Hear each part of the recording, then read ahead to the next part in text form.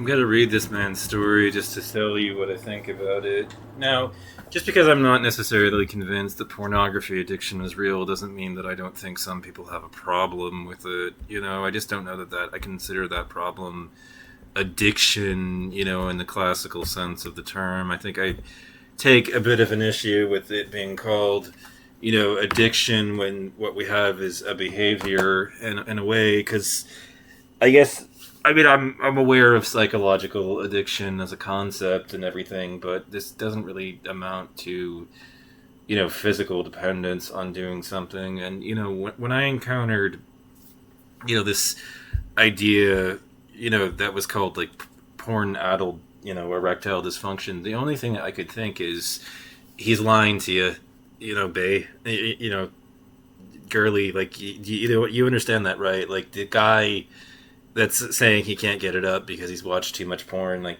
that. Yeah. uh well, I mean, to explain biology, like, do you really need an anatomy lesson here about how male physiology works? I don't think that lecture is really necessary, but allow me that luxury. So basically, men, we're pretty like on off as far as arousal is concerned. It's either very erect or not at all. But one of the things that happens in the process is if you basically get off enough, you orgasm enough times, eventually you start to have difficulty even when exposed to arousing material to get it up again. Eventually it gets difficult, if you keep winking it, eventually you're going to have problems getting it back up after a certain point, because men have like that refractory period between doing it, right, where there's the down period after you experience an orgasm, right, and then you can get it back up again. But if you do this too many times in one day, eventually you're going to essentially get to the point where you just can't again. As a result, we have a limited amount of libido, despite the fact that it sometimes seems like men have an endless amount of it. We don't really.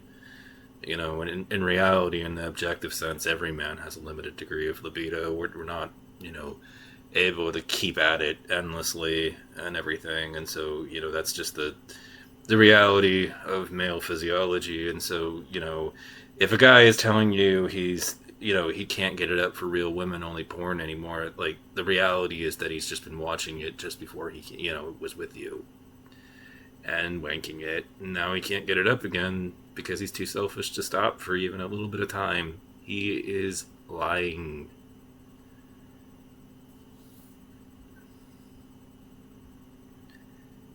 Anyways, it was 2000. Steve. It was 2018. Steve had a stable marriage, his own business. By the end of 2017, he had neither. Alcoholic abuse contributed to the 37-year-old's downward spiral, but it wasn't the catalyst. My world collapsed on June 30th, 2018. When the porn site charges were discovered, Steve had been spending an obscene amount on internet porn subscriptions and campsites, and his wife spotted the exorbitant fees when pursuing the couple's finances. Now, I'm sitting there in reaction, and I'm just like, it's free, right? There's so much free content out there on the web at this point that you don't need to pay for anything really. And even the stuff that is hidden behind pay portals tends to leak. If you're determined enough to find it, you can usually get a free copy of pretty much anything that ends up on the internet at some point, whether you were supposed to pay for it or not. You can pirate it because it was put online, and somebody will leak it at some point. All that shit leaks, and I know women don't necessarily want to hear it, but I'm not advocating that you do it. But I mean, if you're in a committed relationship, right, and your wife is going to go after the finances, I don't know, maybe it does make more sense to steal it, because at least then you aren't ruining your two's future, because you're like I'm starting to say, like, just because I don't believe it is real doesn't mean I don't think some people have a fucking problem with it. And this guy appears to have an issue with it where he's spending too much money on it. She says that the article says he was addicted to online porn. Like, I'm don't believe it. On a light day, he watched between 2 or 3 hours on his computer. Sometimes he'd wait until his wife went to bed, pop amphetamines, and masturbate for hours. So it's not just alcohol. He's got an amphetamine problem too. Jeez.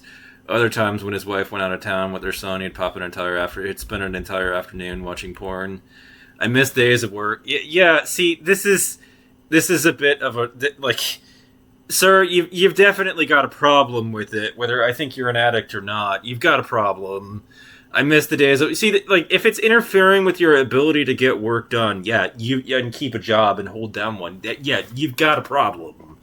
Okay, like I miss days of work. I would call in sick so I would watch I could watch porn. I would crave huge blocks of uninterrupted time like any good addict. I would scam ways to get that. When I spoke with Steve over Zoom from his home in Texas, he proudly shared that it was his 2000 his 81st 801st day sober from porn. Steve is part of a growing online community that believes porn can be addictive and destructive as alcohol or drugs. Porn is nothing new, but a high-speed internet has transformed it into a different beast. An increasing number of people who grew up with internet porn call it a super stimulus, the stimulus that they've become addicted to, even saying that it has the capacity to rewire the brain.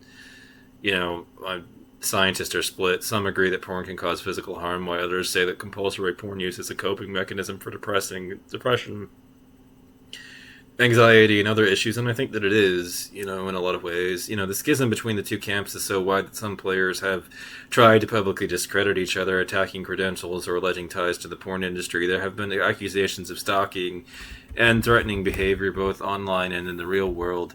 There are really passionate people on both sides, says Shane Carras, director of the University of Nevada, Las Vegas Behavioral Addiction Lab, and co-author of the soon-to-be published 418 studies of compulsive sexual behaviors.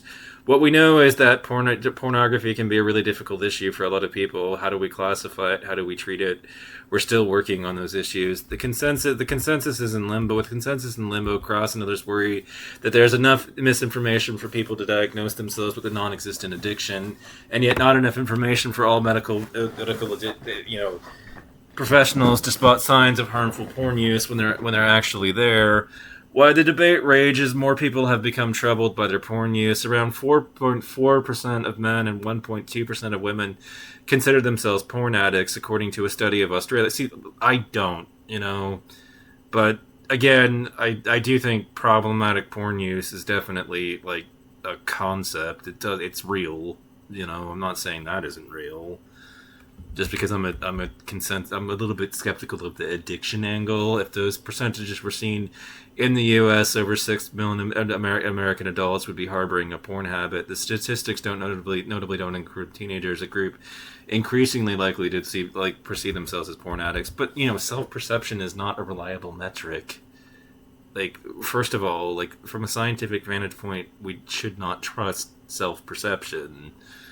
The biggest online group community that treats porn addiction as addictive is NoFap, a group with over 725,000 members on Reddit alone. FAP is internet slang for masturbation. Started in 2011 as a challenge to see how long men could go without masturbating. NoFap is now a community that warns both men and women about the health risk associated with porn use. Yeah, again, pseudoscience. I'm not necessarily convinced. When Steve changed upon NoFap's Reddit page years ago, he laughed after his world began to crumble in 2000. He says it helped change his life. Well, I mean, sure, if it's interfering with your life, then yeah, maybe you should develop a sense of aestheticism and go cold turkey, the same way you would with a real addiction. But I don't know that necessarily means it's an addiction. Just stop using it, On average, that's what most people watch porn for the first time. Age 13, on average, that's when most people... Yeah, well, I was probably a bit younger. For boys and an increasing number of girls, it's the beginning of a lifelong habit. Around 80% of men and 30% of women. 40% if you include women who only watch with their partners or watch porn weekly. 45% actually. The internet has only made it more easily accessible than ever, too. Porn says 76% of its traffic comes from mobile phones, and more people are watching than ever thanks to COVID-19, keeping people at home. The widespread use of internet porn is actually one of the fastest moving global experiments ever unconsciously conducted, retired science teacher Gary Wilson said in his 2008-12 TED Talk, The Great Porn Experiment, which has racked up over 13 billion views. Wilson, who also runs the Reporting on Porn website, has been instrumental in promulgating the ideas that the porn is a public health issue. Well, I don't necessarily agree. Wilson argues that our hunter-gatherer brain exposed to hours of pornography. Why am I reading this? Like I've got a whole problem with this. Okay, this article from CNET. Balance is not objectivity. When there's one nut on the side of the thing, and that nut doesn't have scientific research on their side, or the scientific research that they've got on their side happens to be very suspect, or it's being misused, or there are methodological flaws, or they don't even understand it. They're using brain scans that they don't even fucking understand, as we saw in the case of Nicole Pross and her shit on this one. You know, sitting here watching this, you know, it's not. They say it's a convincing volume, but no, not really.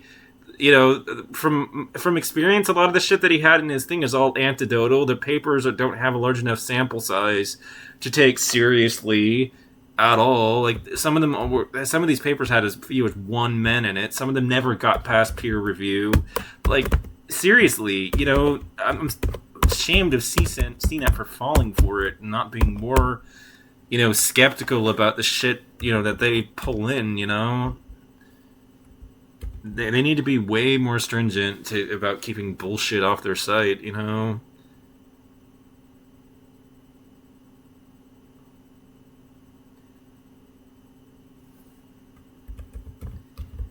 Has it caused an unprecedented rates of erectile dysfunction? Like, I don't believe it. Like, honestly, I went over this. I don't believe it. I think they're fucking liars. You know, it seems to be far more likely, as all studies on porn, the data isn't so simple. Those likely to report erectile dysfunction in his survey were all self-described addicts. See, big problem, but often watch less porn than others. Put simply, responders who watch 60 minutes of porn, 60 minutes a week, and think they're addicted were more likely to report sexual dysfunction than those who watch a carefree 180 minutes weekly. Additionally, many of the patients Dr. D. Wynn treats have different definitions of ED. Some who can't get erect 100% of the time or stay erect for marathon episodes may wrongly report themselves as dysfunctional. This means the data has to be interpreted carefully. It is totally wrong to say that it is definitely porn which is causing it, but it's correct to say that there is a certain that there is a certain influence of porn, DeWin said. But the cause, what is the cause and effect? I think that it's very difficult to consider at the moment. Why inconclusive, the claim that porn consumption can cause sexual dysfunction is influential in anti-porn circles, and it caught the attention of Gabe Deem. Like Steve Deem has a traumatic date, you know. As a traumatic date, as a date searched in his mind, it was the first time he at 23 experienced erectile dysfunction. Nothing could get me turned on. I had a sexual experience. I had much to drink. I knew it wasn't performance anxiety. Embarrassed, he consulted Google. Oh, no. This is how all the trouble always starts. Eventually, he came across an erectile dysfunction test and asked him if he could masturbate without porn. He couldn't. And hasn't watched porn since. Since about 2013, he's run an online forum for recovering addicts called Reboot Nation. Many on NoFap, and not just young men. Jesus.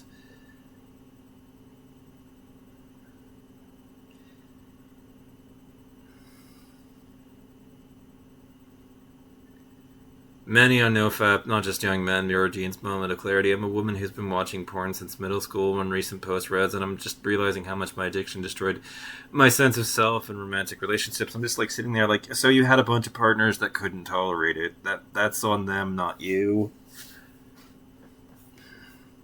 Deem notes that many activists decry porn and with religious arguments or by pointing out the abuse involved in porn production, but he wants to focus on the mental and physical health risk, but the sexual dysfunction, the depression, the emotional malaise, which he's felt firsthand. But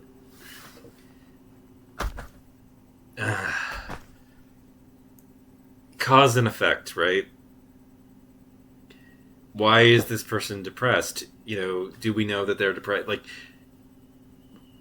we don't know that the porn use caused the depression. The depression may have been there before the porn use even started. Maybe it's being used as a way to cope with the depression.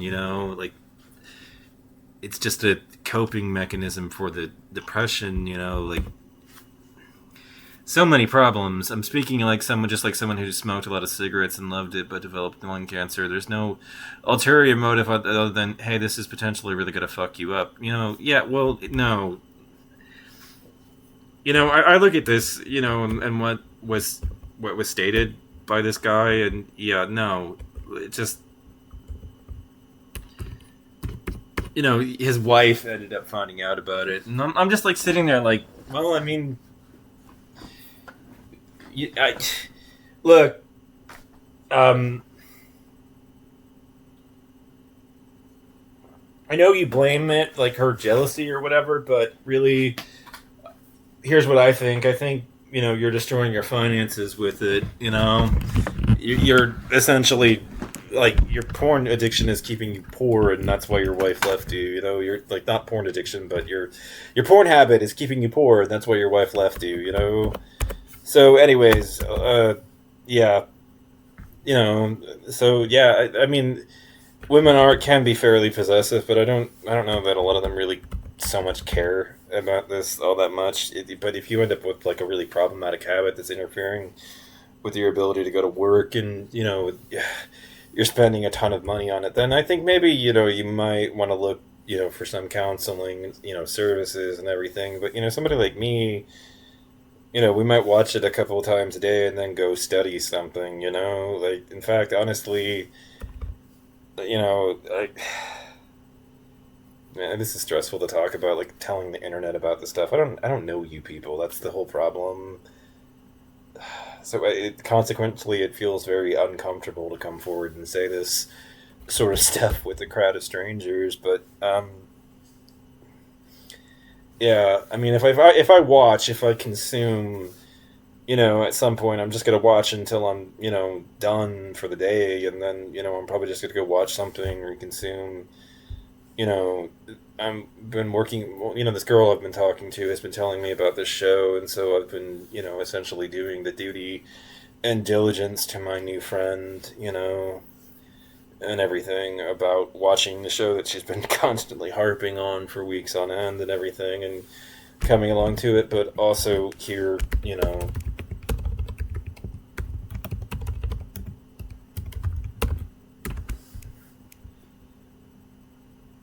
I'm actually trying at this point to, you study and everything. So I started on the Algebra 2 and everything, and I haven't gotten very deep, but, I'm not committing a whole lot to it daily. I'm just doing some, but at least I've started, and I intend to keep going, and everything, and, to get through this, because for one thing, I no longer believe in grading. Okay, I'm not a fan of it. I think grading is a scam, and I can link you to videos about that. I can link you to articles. What do you want? How basically how should I put this? Okay, uh, when it comes to the supporting evidence for mastery based education as opposed to grading, how would you like your evidence? Would you like it to be a video where somebody talks about it, or would you like me to link you to some studies? You know, just asking you my viewers, because I can provide both for you, and I can provide the evidence in whatever form you want. But I think one thing that I would provide for you as a point about grading is just our dysfunctional system. It's been pointed out to me 1,000 times and in 1,000 different articles that when it comes to learning a language, you need to be willing to make a mistake. But how are students supposed to make a mistake and fix those mistakes if we're in a system that penalizes them and takes points off their GPA for making a mistake? I know that I fucked up, for instance, when I was studying, when I was flirting with my partner, Alyssa at the time, and I was calling her Mon Cherie, and she corrected me. She pointed out it was Ma, it was M-A instead of M-O-N, and that Mon was masculine, and I did not know this about the French language. I was like, oh, so there's genders in the French language as well. Okay, so cool. Good to know. And everything. And so, yeah, she corrected it. And so I was actually finally able to say the proper French, and she helped me out and everything. And so it was very useful. And, totally innocent error correction by my romantic partner. And it was awesome. Like, yeah, I had begged her for a long time to tutor me, so that she provided any input was great, like awesome and everything. And so when I look out there and everything, and I see this stuff, and I think about college and everything, I just think to myself, man, these people will take points off if I put in a paper that makes a mistake. What a bunch of shit.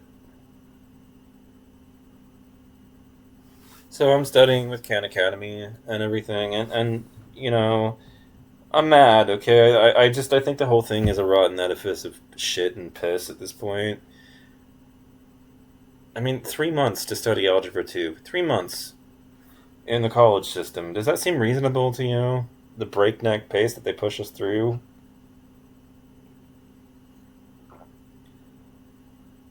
So, yeah, I'm starting down that rabbit hole at this point to relearn and capture these skills because I'm fucking done. I'm done. Like, poverty, poor, being low income. No, it ain't for me, man. Like, I'm out. I've got ambition. So, anyways, thanks for your 20 fucking minutes of time, man. Anyways, the whole problem with the education system is exactly that. It's all points based, and this shit doesn't work. It hinders learning.